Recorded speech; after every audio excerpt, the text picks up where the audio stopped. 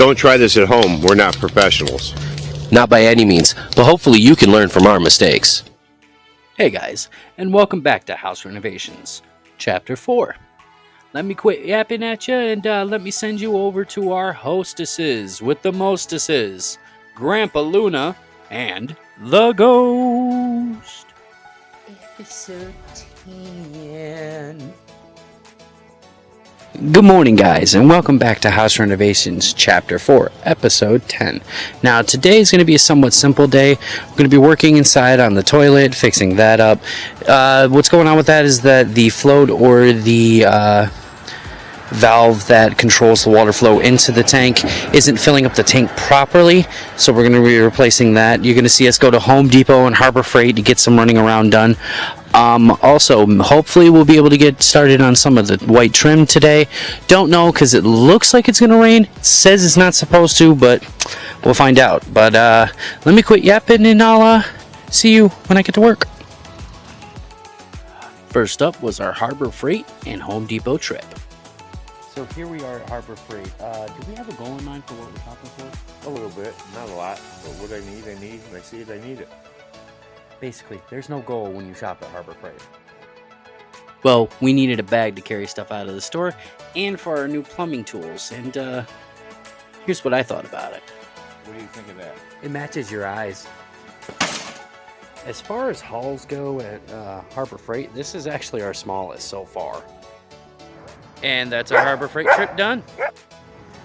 Up next, Home Depot. Alright, so we're in the plumbing aisle. Why are we in the plumbing aisle, old man? Because I gotta fix the float in the toilet. It regulates the water that goes up in the toilet tank, or how much water pressure you have for flushing your toilet. And I had to replace valves and put in a shut-off valve and new line.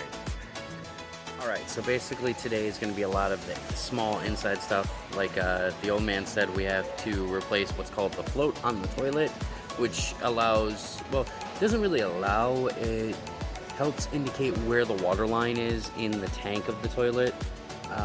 Having to flush twice to after you finish your business is not fun and not cost effective. Alright guys, and that's our haul all together from Harbor Freight and Home Depot. So when we got back to the house, the old man decided to fix the float in the tank of the toilet. First thing you gotta do is shut off the water to the tank, drain the tank out. Now we're gonna disconnect the water line, which is simple. With these newer hoses, they got a hand screw on them, and we undo the fill tube, just like that there, and we can hopefully get plastic nut off the bottom of the float shut-off valve. We're trying to take the nut off the shut-off valve, the float shut-off valve.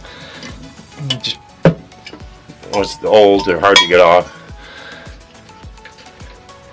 It's a simple fix, but it makes it so the toilet flushes properly. Just put a bucket underneath where the valve is. And here's the old one. All the water runs out. Old one out. That's why we put a bucket underneath it. Getting ready to put the new one in. Now these are adjustable by height, by lifting up this little ring right here, and you can screw it up and down to the level that you need. Just make sure on the inside of the tank where the gasket sits that there's no junk, which I gotta clean off real quick. This, guys, is the old water pressure valve. Well, not water pressure valve, sorry. Shut off. This is the water shut off. Or the Basically, the water hits a certain level, pushes this up right here, and it stops the water flowing into the tank.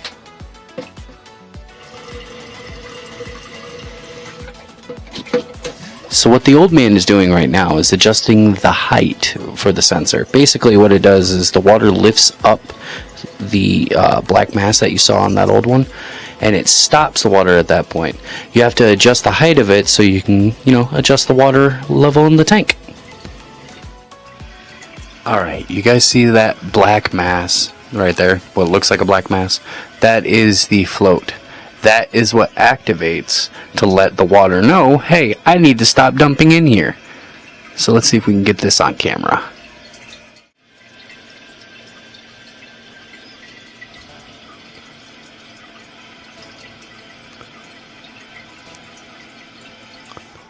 Once the water hits it, you see how it moved up ever so slightly? That's when it knows to shut off. With the float all fixed in the toilet, it was time to get outside and get to painting.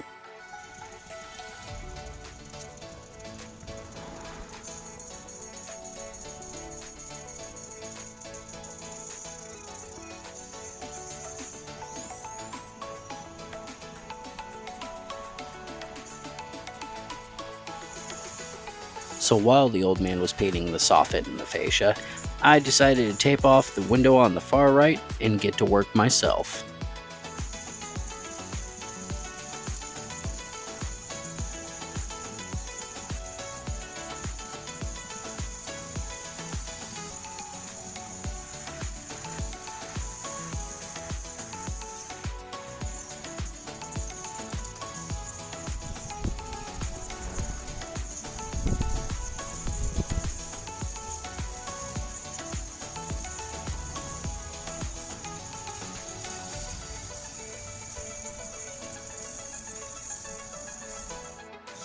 Alright guys, and that is the first coat of paint on the right window up front.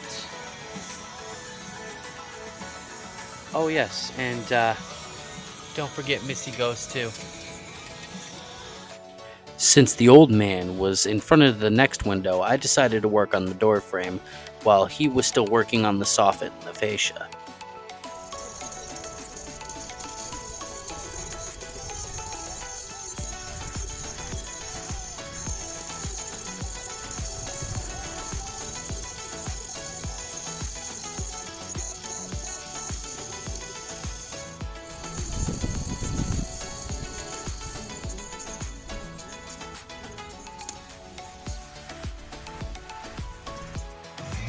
Alright guys, that is the door and the door frame with the first coat of paint.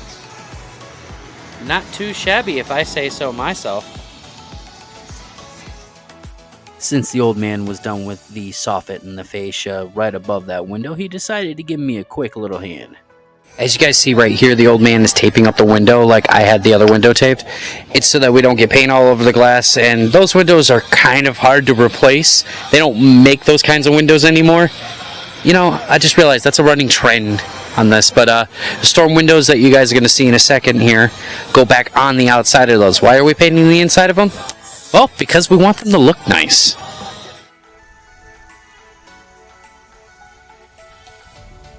I don't know, there's something about painting. If you're not wearing half of it, are you really doing it right?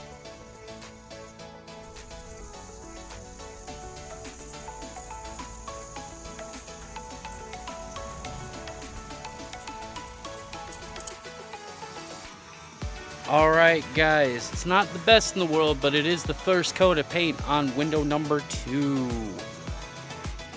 And as I finished up window 2, the old man finished up the fascia and the soffit.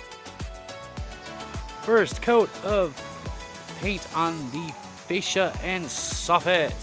Up next, as you see, the old man started painting the base.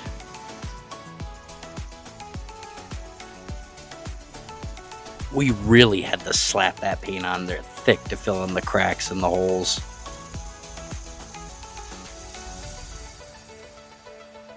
And here is the before and after. Alright guys, and that's all the time we have for today for House Renovations Chapter 4, Episode 10. Now today we got, the first coat of paint down for the trim work and all of that. Tomorrow we're going to be doing the second, possibly third coats if it needs it. And the old man says he has a surprise for us for the deck. I'm not sure how to feel about that, but as always, I want to thank you guys for watching, and I hope to see you in the next one. If you like what you see, like, comment, and subscribe. We try to upload every Sunday and Monday. And always remember to work smarter, not harder.